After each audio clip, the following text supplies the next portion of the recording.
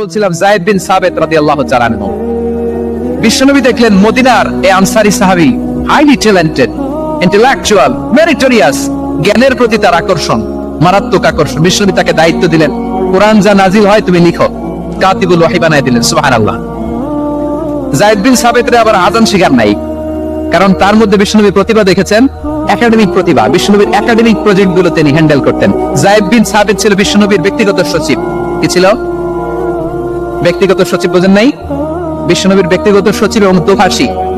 ইহুদিরা কিছু লিখে দিলে এটার অর্থ বিশ্বনবীরে বুঝায় দিতেন, আবার ইহুদিদের কাছে কিছু লিখতে হলে তিনি লিখে দিতেন। বিশ্বনবী একদিন বললেন, ইন্নী ওয়াল্লাহি মা আমানু ইয়াহুদা আলা কিতাব। ইহুদিরা যে চিঠি পাঠায় অর্থ তো বুঝি না, আরেক ইহুদি আইনে অর্থ করা লাগে। আবার ইহুদিদের কাছে কিছু লিখে পাঠাইতে চাইলে আমরা তো লিখতে পারি না, ইহুদিরে দিয়ে লেখা লাগে। ওরা যে পয়রা শোনায় লিখে দেয়, আমি ওদের বিশ্বাস করি না।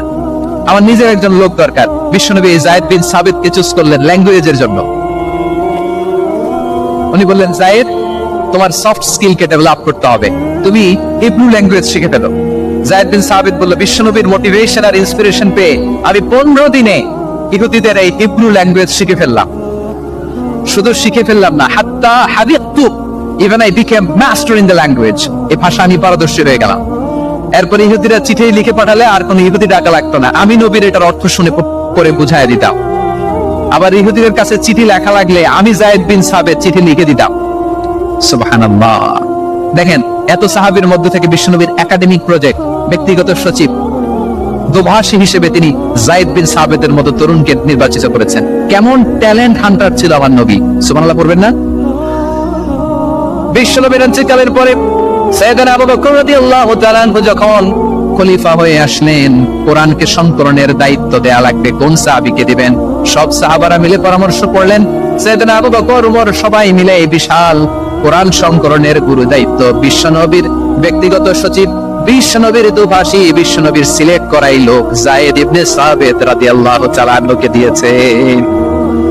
কোরআনের কপি তো আজকে এখানে রাখি নাই। এই যে আজকের যে কোরআন পড়েন, এটা আগে এরকম ছিল না। কোরআন নাজিল হলে সাহাবারা চামড়ার, উটের চামড়ায় লিখে ফেলতো, উটের চ্যাপ্টা হাড্ডির মধ্যে লিখে ফেলতো, গাছের গড়ির মধ্যে লিখে ফেলতো। বিভিন্ন জনের কাছে ছড়ানো ছিটানো ছিল। আবু বকর রাদিয়াল্লাহু তাআলা আনহু একসাথে করলেন, পরবর্তীতে উসমান রাদিয়াল্লাহু তাআলা আনহু একসাথে করলেন। 114 সূরার এখন এই মুসহাফ, এই কম্পাইলেশন, এই কপি আমরা পেয়েছি, যার হিউজ কন্ট্রিবিউশন ছিল। এই পুরো কোরআন কম্পাইলেশনের প্রজেক্ট ম্যানেজার ছিল যায়েদ বিন সাবিত রাদিয়াল্লাহু তাআলা। কোরআন কম্পাইলেশনের প্রজেক্ট ম্যানেজার। দেখেন, ওনারে মাথায় হাত দিয়ে আযান শিখায় নাই। সুবহানাল্লাহ কইবেন না? তাহলে প্রথম সাহাবী আবু মাহজুরাকে মুয়াজ্জিন বানাইলেন, যায়েদ বিন সাবিতকে ব্যক্তিগত সচিব আর দোভাষী বানালেন, মুসআব ইবনে উমাইর রাদিয়াল্লাহু তাআলা আনহুকে ইসলামের প্রথম অ্যাম্বাসেডর বানালেন। তাহলে তৃতীয় নম্বর একজন সাহাবীর নাম বলছি, মুসআব ইবনে উমাইর। মুসআব কি নাম? নামটা কেমন লাগে? এই কয়েকজনের ভাল লাগে, বাকিদের ভাল লাগে না? ভাল লাগে? এই এই আর কয়েকটা মিনিট দেওয়া যাবে না আমাকে আল্লাহর রাস্তে? হ্যাঁ, ঠিক আছে। আমি তোমাদেরকে ভালোবাসা দেখাবো, দোয়া করবো যদি চুপ থাকো, একেবারে চুপ, কষ্ট সহ্য করো। বাকি যা সওয়াব পাবে তোমরা ডবল পাবা, যেহেতু কষ্ট বেশি, কিন্তু চুপ।